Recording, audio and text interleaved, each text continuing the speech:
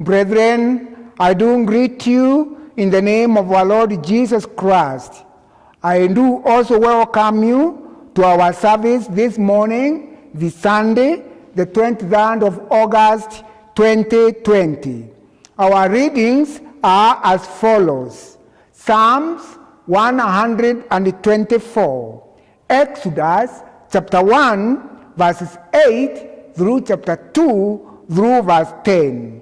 And the last book is Acts of Apostles, chapter 7, verses 1 through verse 60.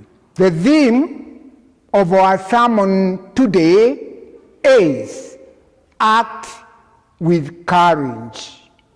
My dear listeners, I would like us to get first of all the meaning of the two words of our theme, act and courage. In the dictionary, we find out that the word act has quite a number of meanings, but the one that is applicable to our theme is something done. The word courage means, number one, bravery. Second, quality that enables a person to control fear in face of danger, pain, misfortune, etc. In the book of Exodus, chapter 1, verses 8 through chapter 2 to 10, we read about two midwives, Shiphrah and Puah, who were given instruction by Pharaoh, who knew not Joseph, and oppressed Hebrews in three ways. One, they were forced to do forced labor. Two, he killed baby boys. Three, he threw the newborn babies in river Nile. Shiphrah and the poor feared God, and they acted with courage, and they did not kill the baby boys as Pharaoh and asked them to do. When Pharaoh learned that the two midwives did not obey his instructions, he summoned them and asked them, "Why have you done this? Why have you let the boys live?" So courageously they answered, "Hebrew women are not like Egyptian women. They are vigorous and give birth before midwives arrive." That is, we read that one in verse 19. Why did Pharaoh instruct that the baby boys be killed? This is because he feared the baby boys will grow to be potential warriors and fathers who would make Hebrew people become more in number. And if a war broke, they would join the enemy and fight against Egyptians and leave their country. We read that one from verse 17. And that is the reason why he instructed Shiphrah and Puah to kill baby boys. But here, my dear listeners, we see Shiphrah and Puah act with courage and allowed baby boys to live, despite the Pharaoh's instruction to kill. Where did the two ladies get the courage to ignore Pharaoh's instructions? It is from the fear they accorded to God. The phrase fear of God is equated to true religion. And the word fear in this phrase means to trust in God and hold firmly to God's revealed will.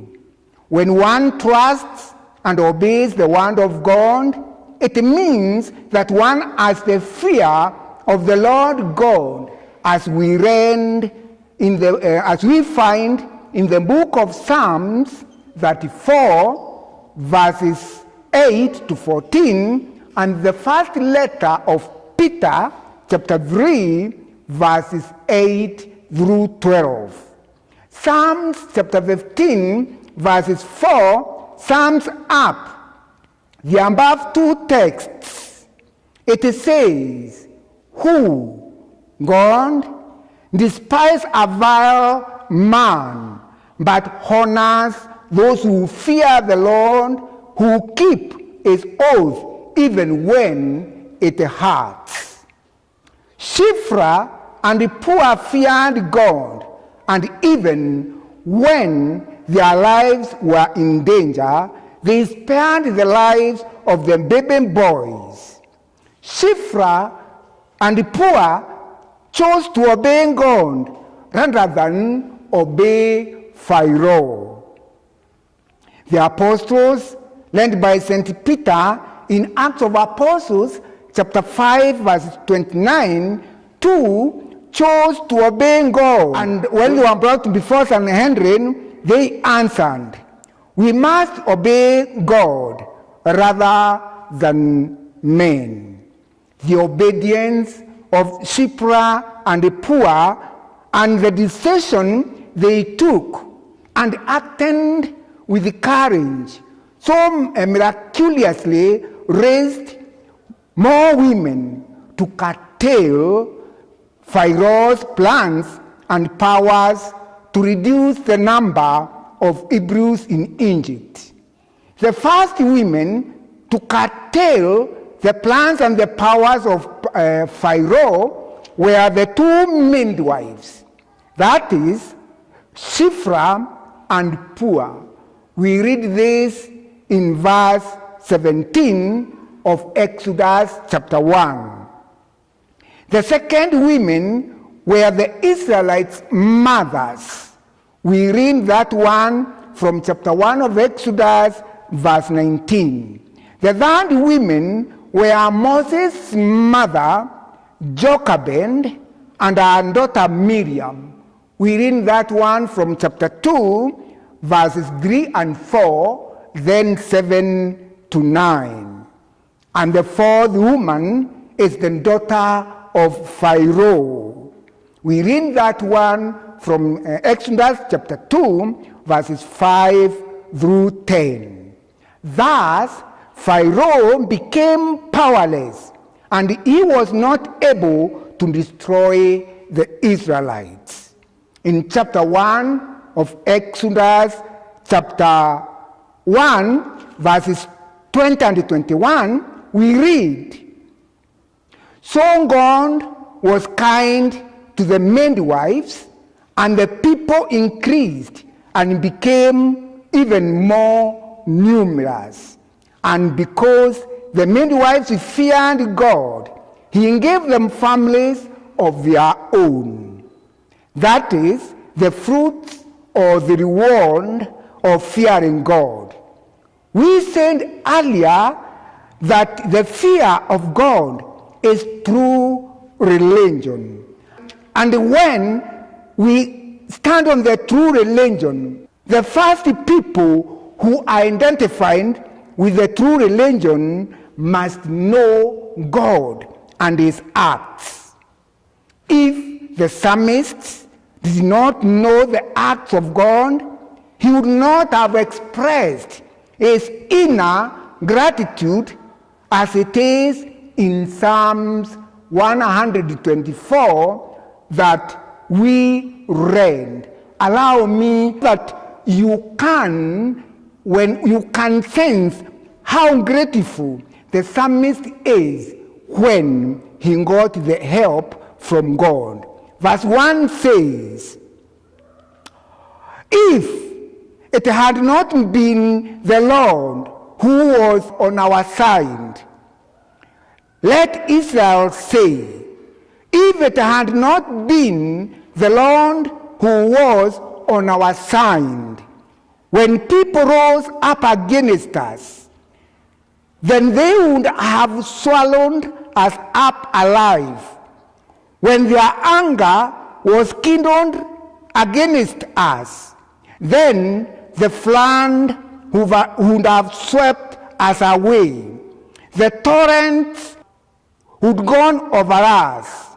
Then over us would have gone the raging waters. Blessed be the Lord, who has not given us as the prey to their teeth. We have escaped like a bird from the snare of the fowlers. The snare is broken, and we have escaped. Our help is in the name of the Lord, who has made heaven and earth." In these Psalms, we see the Israelites praising God for delivering them from the hands of their enemies. In Deuteronomy chapter 11, verses 7, we read, "But your eyes have seen all the great acts of the Lord that he did." Judges chapter 5, verses 11 says, "They who are delivered from the noise of archers in the places of drawing waters, there they will recount the righteous acts towards the inhabitants of his village in Israel." So, my dear listeners, when the acts of God are received by his people, they have to be grateful because God comes and saves. Secondly, for those who are in true religion, they have to trust in God. Psalms 37 tells us about this. And when we read Psalms 37, it tells us how one has to trust in God, how one can stand even if he is in a problem. Psalms 37 verse 1 reads, "Fret not yourself because of evildoers. Be not envious of wrongdoers, for they will soon faint like the grass and wither like green herb. Trust in the Lord and do good. Dwell in the land and befriend faithfulness. Delight yourself in the Lord, and he will give you the desires of your heart. Commit your ways to the Lord. Trust in him, and he will act. He will bring forth your righteousness as the light, and your justice as the noonday. Be still before the Lord, and wait patiently for him. Fret not yourself over the one who prospers in his way, over the man who carries out evil devices." So, my dear listeners, when one trusts in God, one cannot fear anything, because the hand of God encourages believers to be strong. Those who stand and be in the true religion, number 3, they are brave. A coward cannot be a true believer unless he allows God in Jesus Christ to take away cowardice in the heart, and bravery is put there. In 1 Kings chapter 11 verses 1 to 47, we read about the great men of David who did valiant acts of bravery. Please, I ask you to read this text and see the acts of bravery that each man did. It's so marvelous. Read and meditate. Joshua was told by God in Joshua chapter 1 verses 6 to 9 to be strong and courageous, and the book of the law not to depart from his mouth, but meditate on it day and night, so that he can do every act according to all what is written in it. By this, he would be prosperous and successful. Verse 9 so strongly closes by telling Joshua, "Have I not commanded you? Be strong and courageous. Do not be afraid or be dismayed, for the Lord your God will be with you wherever you will go." In other words, Joshua was told, act with courage. St. Stephen acted with courage when he was put before the Sanhedrin, being falsely accused, as it is in Acts of Apostles chapter 6 verses 8 to 15. In Acts of Apostles chapter 7 verses 1 to 60 that we read, we find St. Stephen before Sanhedrin defending himself.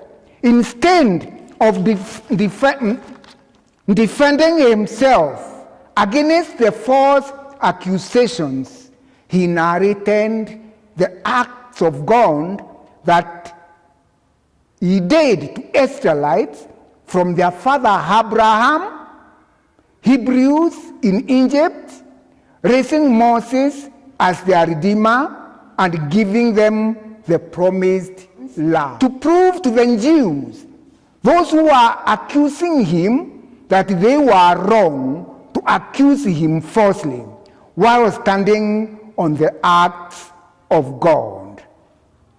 Prophet Samuel, in first letter of Samuel, chapter 12, verses 7, also contended with their forefathers of these Jews when he told them, "Now, then, stand here, because I'm going to confront you with the evidence before the Lord as to all the righteous acts performed by the Lord for you and for your fathers." Yes, those who are brave, they can stand.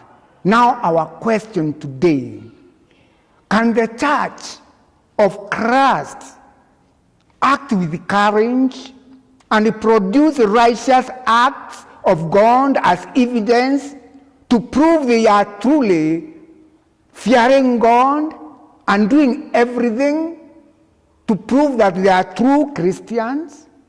To answer this question, let me share with you what I was told by my uncle one day.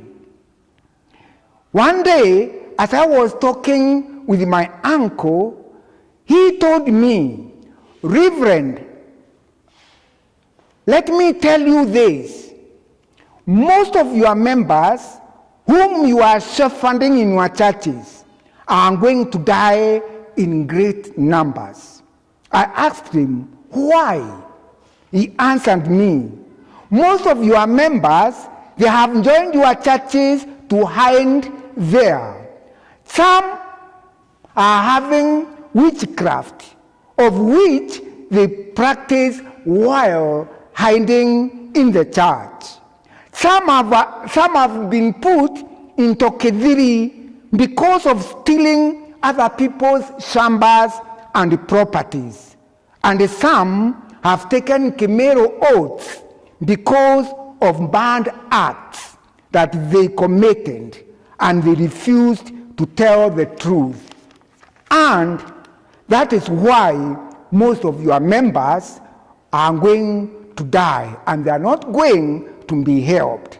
They pretend to be Christians, yet in actual sense, they are not.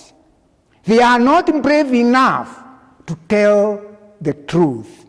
When I looked into that, I also saw what my uncle had told me.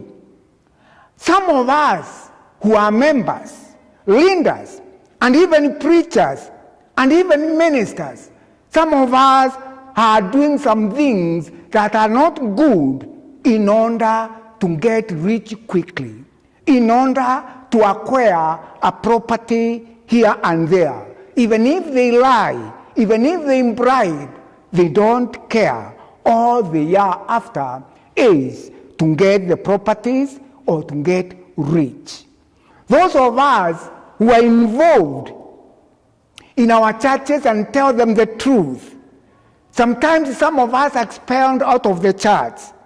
Some of us are put in places where we get hard things, and we are punished in some way, in one way or another, when we confront them and tell them the truth.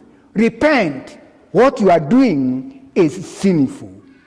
My dear listeners, today, as members of our Christian church, when you look at yourself, can you be able to be equated with the Shifra and the poor?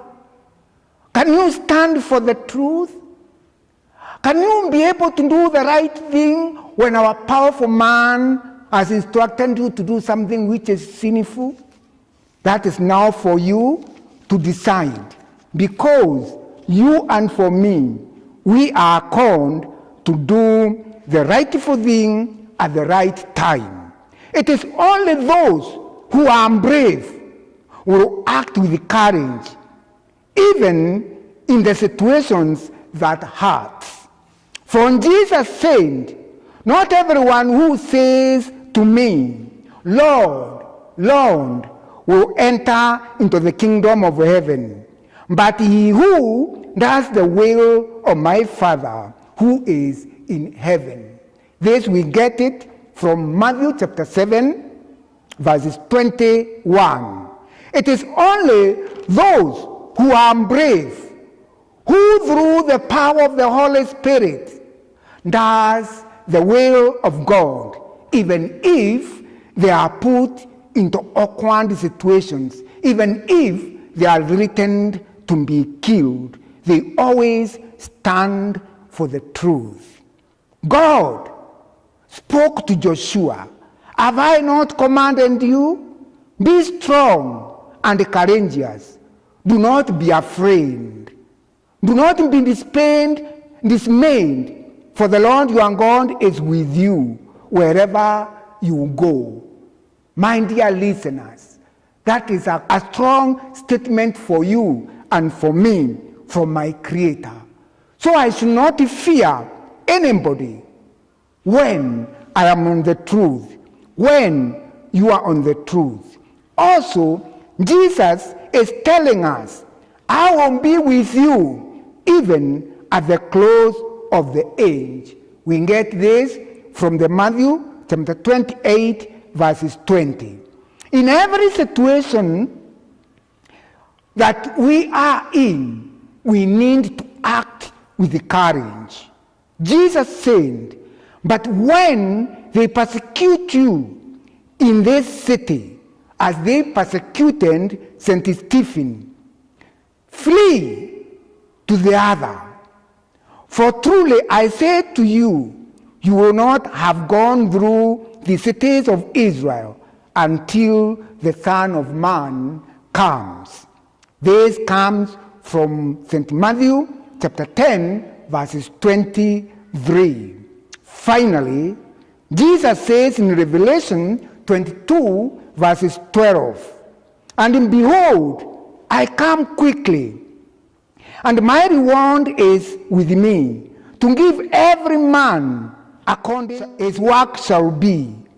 Remember, Shiphrah and the poor were rewarded by God with families of their own, and thereafter the everlasting life. As I conclude, my dear listeners, I want to leave you with these questions. 1, whom do you fear, God or man? 2, whom do you trust, God, riches, men and women because of their riches and authority, even if they don't fear God, or men and women who fear God? 3, are you ready to face any situation, even if it hurts, for the sake of Jesus Christ? May the wisdom of God be with you as you make your decision. Amen. Let us pray. Thank you, Lord, for being with us. Thank you, Lord, for using me to give the word that, Father, you had prepared to your children. Help them, Lord, to meditate, and even, Lord, to get it right into their hearts and make the right decisions. Help them, Lord. Give them the power. Give them the determination. Give them, Lord, the power to stand by the truth, even if it hurts, because you are more powerful than anything else here on this earth and heaven above. It is only you whom we should trust. It is only you whom we should give glory and honor, because it is you who saves us from our enemies. Thank you, Lord, for using Shiphrah and the poor to save the baby boys in Egypt. These days, Lord, you have people whom you use to save those who are put in difficult situations because of their trust, because of their unbelief in your word. Help them, Father. Help all of us so that, Lord, we can be courageous to tell the truth, even at the face of death, to the glory of your holy name. We pray that, Lord, you walk with us, you give us the defense we need, you give us the protection we need, and you, Lord, lead us into the everlasting life. In Jesus' name I pray. Amen.